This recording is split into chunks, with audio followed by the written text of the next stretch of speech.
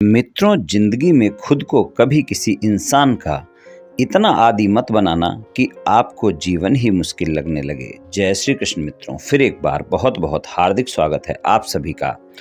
आज हम बात करेंगे वृषभ राशि के मई महीने के प्रेम संबंध और वैवाहिक संबंध के राशिफल की, और अंत में उपाय की चर्चा भी करेंगे। इसलिए वीडियो को पूरा अंत तक देखें व सुने, तभी आप वृषभ राशि वालों के मई महीने के प्रेम संबंध और वैवाहिक संबंध के राशिफल की पूरी जानकारी प्राप्त कर पाएंगे।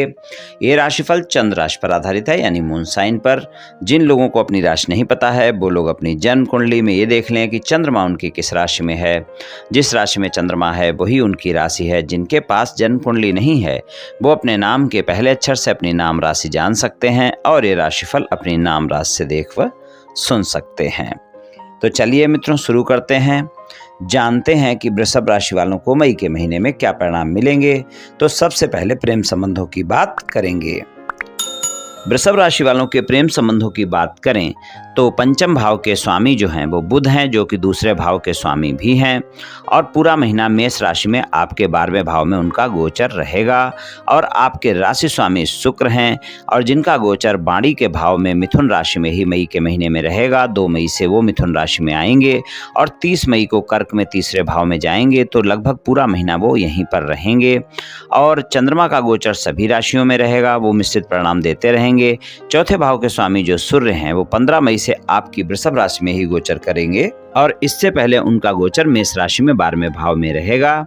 और गुरुदेव जो है आपके आय भाव के स्वामी और अष्टम भाव के जो स्वामी हैं उनका भी 12वें भाव में मेष राशि में गोचर रहेगा।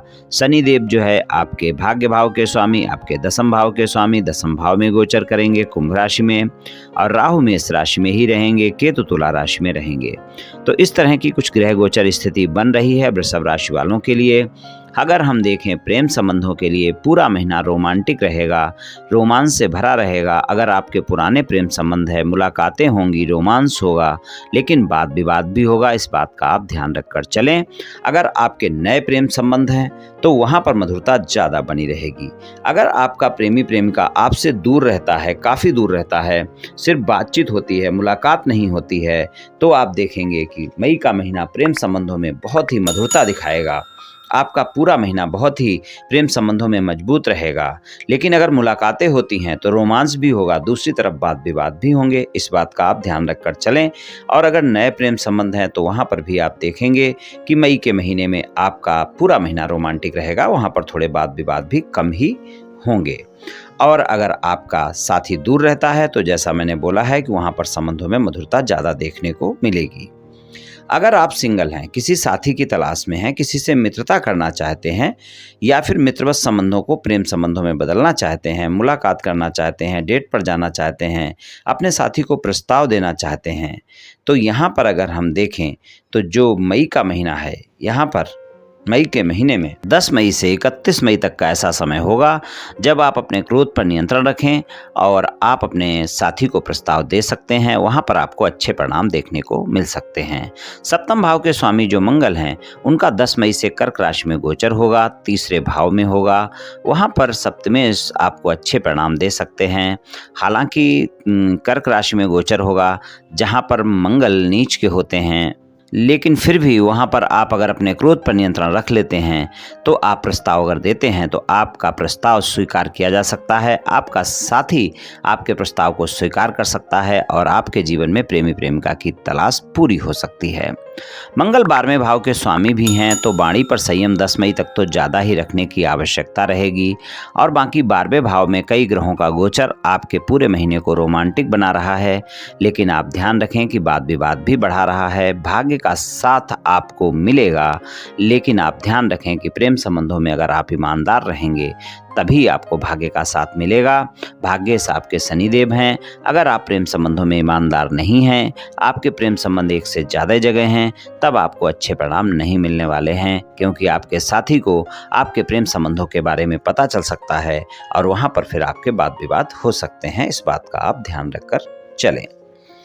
अगर आपके कोई नो कॉन्टैक्ट सिचुएशन चल रही है, आपके प्रेमी प्रेमिका के साथ आपकी बातचीत नहीं हो रही है, आपके प्रेम संबंध पहले थे लेकिन आजकल आपकी नो कॉन्टैक्ट सिचुएशन है, आपकी बातचीत नहीं हो पा रही है, आप चाहते हैं कि आपका साथी दोबारा से संबंधों में आए और आपकी नो कॉन्टैक्ट सिचुएशन में बदले और आप अपने साथी से बातचीत कर पाएँ और आपका अपने साथी के साथ दोबारा से संबंध सामान्य हो पाए, तो उसके लिए भी मैं कहूँगा कि 10 मई से 31 मई तक का समय ही ज़्यादा बेहतर परिणाम दिखाएगा। वहाँ पर भी आप प्रयास कर सकते हैं, लेकिन शर्त यही है कि आपको अपने अहम पर भी नियंत्रण रखना होगा और क्रोध पर भी नियंत्रण रखना होगा। अगर आपने अपने अहम और क्रोध पर नियंत्रण नहीं रखा तो नो कॉन्टैक्ट सिचुएशन आपकी कॉन्टैक्ट सिचुएशन में नहीं बदलेगी, यानी आपका साथी नहीं मानेगा और आपके संबंध सामान्य नहीं हो पाएंगे, दोबारा से आपका साथी आपके जीवन में नहीं आएगा। तो इस बात का आपको ध्यान रखना बहुत आवश्यक है और जिन बातों को लेकर वाद विवाद हुआ है उनको स्पष्टता से सुलझाना भी होगा और अपने साथी को मनाना भी होगा। और अगर आपकी गलती है तो सॉरी भी बोलने में कुछ नहीं जाता है, इस बात का भी ध्यान रखकर आप चलें। अगर आपके प्रेम संबंध पहले से हैं और आप अपने प्रेम संबंधों को विवाह संबंधों में बदलना चाहते हैं, महीना बहुत अच्छे परिणाम नहीं दिखा रहा है, वहाँ पर आसानी से बात नहीं बनने वाली है, इसलिए अगर आप बातचीत करते हैं तो बहुत ही धैर्य और संयम का परिचय दें, बहुत ही अतिरिक्त प्रयास करने की जरूरत होगी। अपने परिवार की गलतफहमियों को भी सुलझाना होगा, अपने साथी की गलतफहमियों को भी सुलझाना होगा, ज़्यादा मनाना होगा, तभी आपको सामान्य परिणाम मिल सकते हैं, वरना इस महीने आपकी बात बनती हुई नहीं दिख रही है। और अगर आपका साथी वृषभ राशि का है, कन्या राशि का है या मकर राशि का है तो आपको अच्छे परिणाम देखने को मिलेंगे। तो यहाँ पर जो मैंने परिणाम बताए हैं उससे आपको ज़्यादा अच्छे परिणाम मिलेंगे, वहाँ पर आपको ज़्यादा सकारात्मक परिणाम देखने को मिलेंगे। प्रेम संबंधों के प्रत्येक क्षेत्र में वहाँ पर आपको सफलता भी मिल सकती है। तो प्रेम संबंधों में कुछ इस तरह के परिणाम देखने को मिल सकते हैं। वैवाहिक संबंधों की बात करें, सप्तम भाव के स्वामी मंगल दूसरे और तीसरे भाव में पूरे महीने गोचर, दूसरे भाव में 10 मई तक और उसके बाद तीसरे भाव में गोचर हो जाएगा। 10 मई तक का समय वैवाहिक संबंधों में वाद विवाद दिखाता है। अगर आप अपने साथी के साथ वाणी पर संयम नहीं रखते हैं तो 10 मई तक के समय में आप देखेंगे आपके जीवन साथी के साथ छोटी छोटी बातें बड़ी हो जाएंगी और आपके वाद विवाद हो सकते हैं। तो 10 मई तक के समय में इस बात का विशेष ध्यान रखकर चलें कि आप अपने जीवन साथी के साथ किसी भी तरह का वाद विवाद ना करें, किसी भी तरह का विरोध ना करें, वरना वहां पर वाद विवाद ज़्यादा हो सकते हैं। इस बात का आपको ध्यान रखकर चलने की आवश्यकता होगी। और 10 मई के बाद का समय सामान्य रहेगा।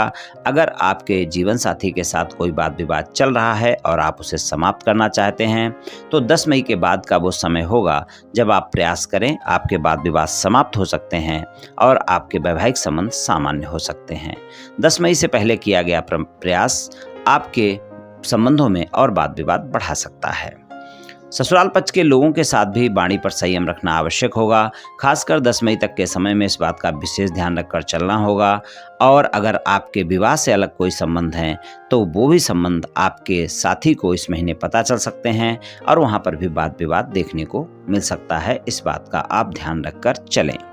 तो वैवाहिक संबंधों में कुछ इस तरह के परिणाम देखने को मिल सकते हैं। वैवाहिक संबंधों में छोटी छोटी बातों को बड़ा करने से बचना होगा और प्रेम संबंधों में भी इस बात का ध्यान रखना होगा। तो वृषभ राशि वालों को मई के महीने में वैवाहिक संबंधों में और प्रेम संबंधों में कुछ इस तरह के परिणाम देखने को मिल सकते हैं। उपाय की बात करें तो शुक्रवार वाले दिन किसी गरीब व्यक्ति को भोजन का दान करें और भोजन में आप खीर का दान करें, काफ़ी लाभ देखने को मिलेगा। तो मित्रों ये उपाय आप कर लें, निश्चित ही आपको लाभ मिलेगा।